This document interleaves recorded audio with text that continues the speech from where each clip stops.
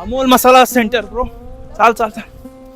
अमोल दादा, तुझ्या लोणचं मसाल्याची गावात लई चर्चा आहे, तर स्पेशालिटी काय तुझी लोणचं मसाल्याची? हे बघ ललित, आता बेसिकली लोणच्यासाठी लागणार सगळ्यात महत्त्वाची गोष्ट लोणच्याचं तिखट असतं. ते आपण पूर्णपणे देठं काढूनच मिरचीचं तयार करतो. मेथी डाळ सुद्धा आपण स्वतः घरी तयार करतो. हळद आपल्याकडे सेलम हळद ओरिजिनल दळलेली असते. काश्मीरी पावडर वगैरे सर्व आपण घरगुती प्रोडक्ट्स असतात. त्याच्यावर आपल्या लोणच्याला 100% क्वालिटी येते. बट तुझ्या लोणचं मसाल्याविषयी एक सिक्रेट गोष्ट ऐकली की तुझ्याकडे एक सिक्रेट मसाला आहे जो की सरळ डायरेक्ट लोणचं तयार होऊन जातं.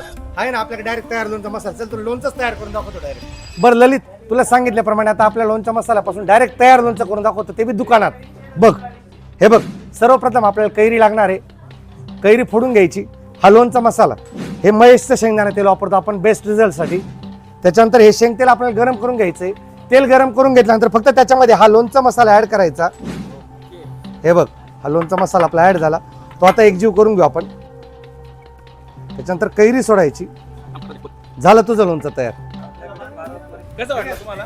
भारी वाटलं. चांगलं आहे, टेस्ट चांगली.